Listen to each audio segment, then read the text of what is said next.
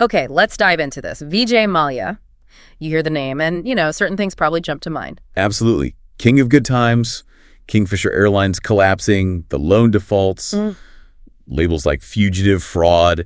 It's a strong public narrative. Right. But we've got some source material here, including an interview transcript where he gives his side after, almost 9 years of media silence. Exactly. So today we're doing a deep dive into that information, trying to unpack his perspective, see how it stacks up against the common story. Yeah, this isn't about taking sides, definitely not. It's about understanding the complexities presented in the sources you shared. Precisely. Just laying out the different accounts. So let's start at the beginning. Kingfisher Airlines, or KFA. The vision was pretty ambitious, right? A top-tier luxury flying experience. Very much so. And the source mentions him being really hands-on, down to tiny details like how clean the glasses were on board. And then there was the Air Deccan acquisition. Lots of people thought that was just a shortcut, Yeah, just to get around that 5-year rule to fly internationally.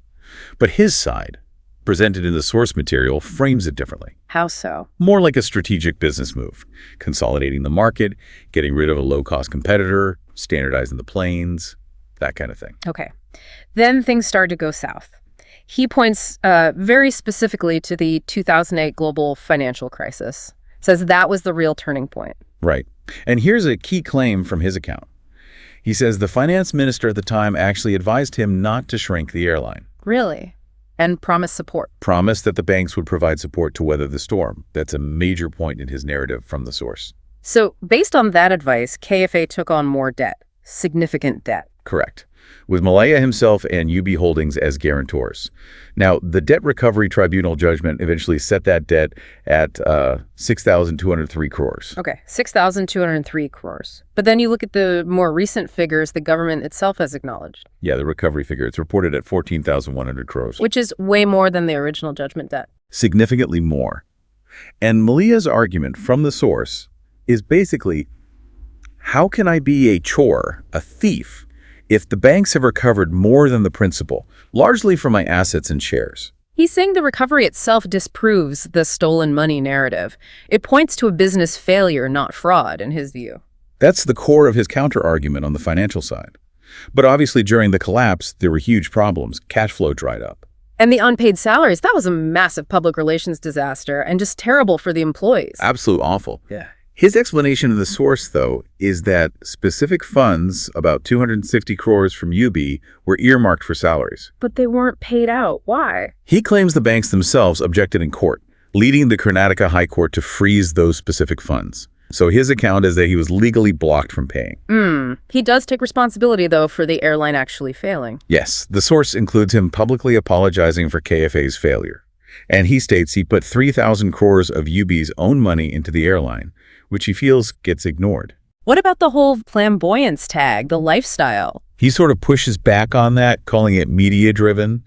He tries to separate his lifestyle before the crisis from the perception during it, like that big 60th birthday party. Yeah, that looked bad at the time. But he points out it was years after KFA shut down, and he says he paid for it personally, not with airline or borrowed money. Okay, and his departure from India. The narrative is often that he fled Baghdad. His version in the source is quite different. He says it was a prearranged trip to Geneva, standard procedure. Claims he even met the finance minister before leaving, casually. So not sneaking out. Not according to him.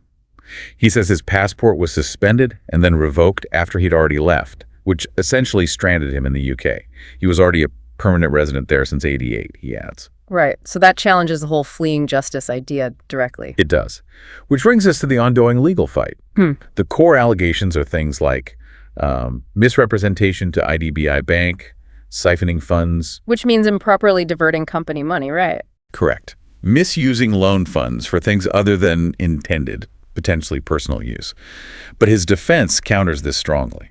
What's the defense based on? Several things, according to the source. Lack of evidence showing collusion with bank officials, arguing the money was used for legitimate airline operating costs, pointing out the bank boards actually approved the loans. And he claims he tried to settle. Yes, mentions multiple settlement offers made to the banks, which he says were refused. He's even formally asked the courts, the Karnataka High Court, for the banks to provide a full, detailed statement of account showing all the money they've recovered. So it boils down to his argument being, this was a business failure. The money has been more than recovered through asset sales, so where's the criminal intent? He feels like a scapegoat. A political poster boy is the phrase used in the source material. That seems to be his perspective. It really shows the gulf between the public story and the details he's presenting. It's definitely a complex picture. You have the well-known narrative, and then this detailed counter-narrative from the source material, especially focusing on those recovery figures. 14,100 crores recovered against a 6,203 crore debt judgment. So considering all that, the different accounts, the recovered amounts versus the debt, what does this deep dive make you question about how we understand these really high-profile cases and maybe what gets lost in the headlines?